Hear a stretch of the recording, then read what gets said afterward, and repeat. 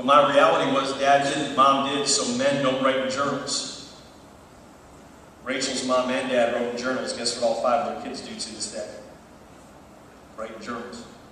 I believe it's the most powerful thing you can do. I wouldn't be on the stage today if a girl during the Holocaust didn't put her goals and dreams down in a book that would later inspire another girl to fill 6 journals and have me here today.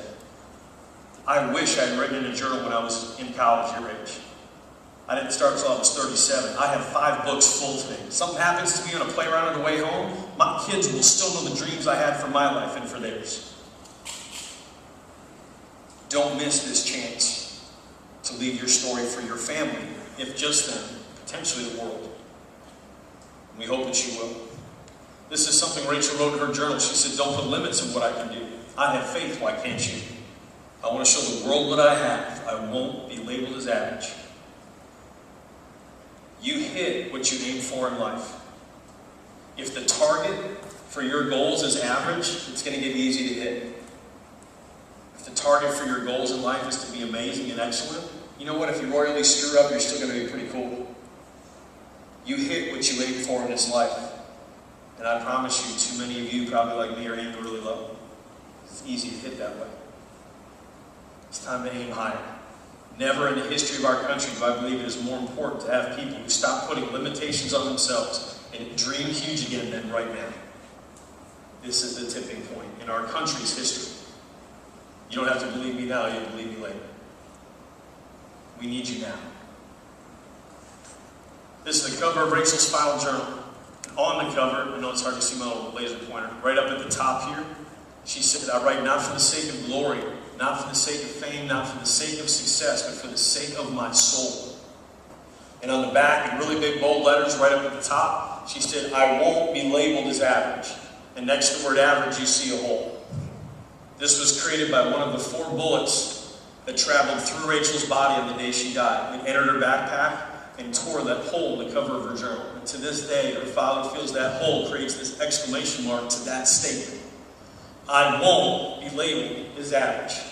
And don't you dare ever let anyone label you as average, because you're not. Today the world sees this girl as this above average influence, which to Rachel's family they find hysterical, because I'm giving you her greatest hits tonight. This is her amazing story. I don't tell you about the times that she cut class. Of course I just did. We don't tell you about the times that she failed a class, or she failed a grade, or she failed a quiz, or she failed to reach out to somebody. So she wasn't perfect, she wasn't close.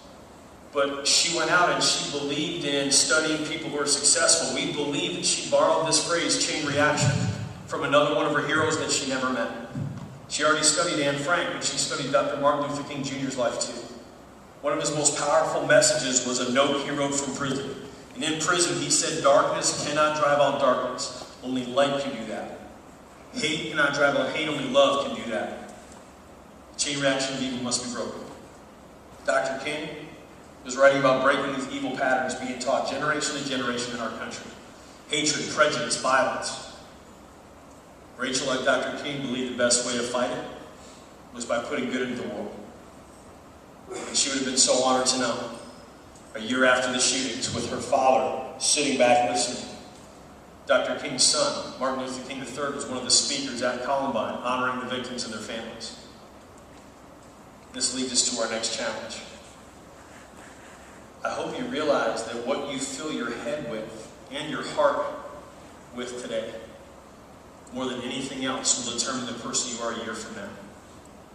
And I'm talking about the influences you choose. I'm talking about the role models you have for your life, the mentors, the people guiding you that have your best interest in mind. The 5 most powerful choices high school and into college students make today, as regarding their influences, are the books, movies, music, people, video games. Proven to be the 5 things that have your attention the most, penetrate the deepest, and determine the type of character you're going to have in your life. So I'm not here today to judge anybody or try to tell you what video games you can or can't play. I haven't earned the right to judge anyone in this room, and trust me, I have a tough enough time living up to this myself. But you have the right to know that what you fill your head with today will determine who you become tomorrow. Rachel chose people like Dr. King and Anne Frank, and today there's musicians business leaders, that suddenly someone sent us an email saying, did you realize on Facebook, 3 of their top influences are Martin Luther King, Anne Frank, and Rachel Scott?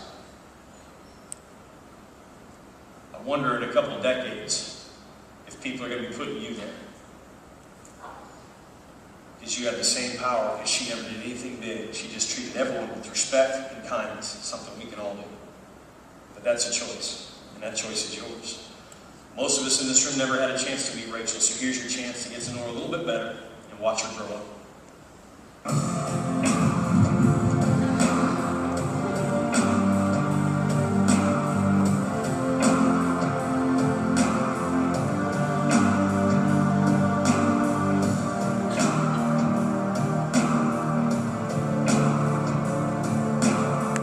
Oh my gosh, how much did you get?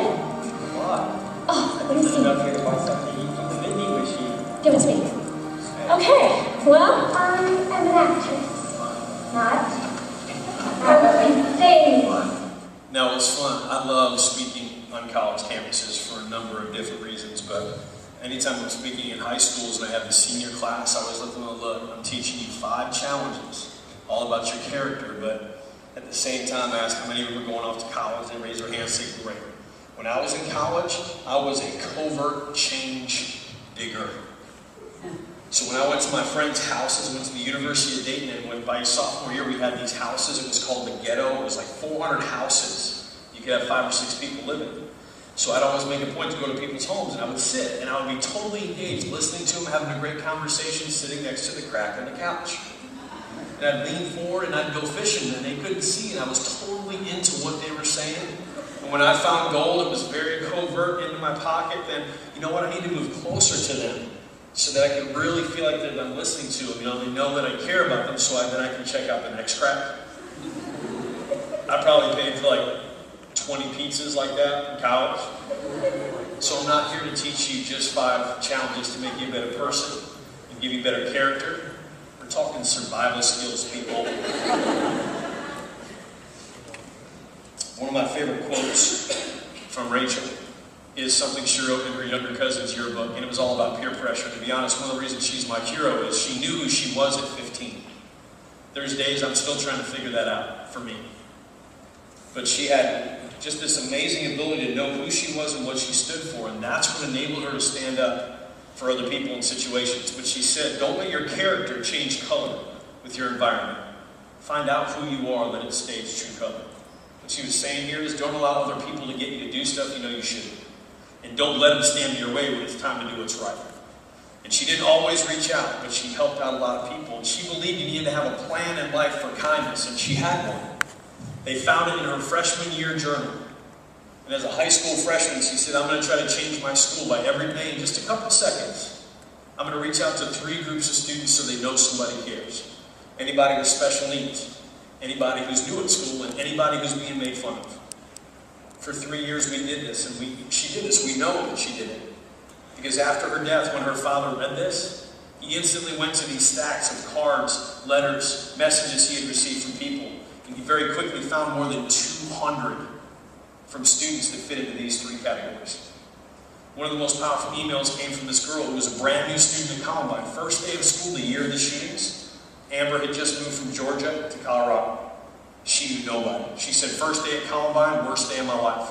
She said she walked down the hall, and for the first 5 periods, not in the hallways or in class, not one person even looked her in her eyes or said hello. When you're from the South, that's beyond brutal. The 6th period came, and she was so scared, she snuck into the cafeteria, went all the way around to the back and sat at the table all by herself. In the email, she said nobody knew what I was going through and how shy and scared I felt. But she said Rachel was sitting 2 tables away, laughing and having fun with her friends. And she said she must have sensed I wasn't doing so good because she came over and said, hey, how'd you like to come and sit with me and my friends for lunch? And Amber said I was so scared I lied. She wanted to go with Rachel, but she was too afraid. So she looked at Rachel and said, no, that's okay, I'm fine. And she said, Rachel gave me this look, like she could see right through those words to my heart and knew I needed a friend but didn't want to argue with me. So she stood up, smiled at Amber, and went back to her table. Did the next best thing she could think of. She grabbed her tray, her books, and her food, looked at her friends, and said, get up. We're going over there. And instead of dragging the new kid to her friends, she dragged all her friends to the new kid. Amber said, instantly, that worst day became my best. Because one person went out of their way to show a little bit of kindness. And Rachel had no idea. 2 weeks earlier, Amber's mom had been killed in a car accident. That was the reason they moved from Georgia to Colorado, to get away from all those memories and try to start over. And she said, I wasn't just a brand new kid at Columbine scared to death. I was scared to death, didn't have my mom to go home to. What Rachel did that day meant the world to me.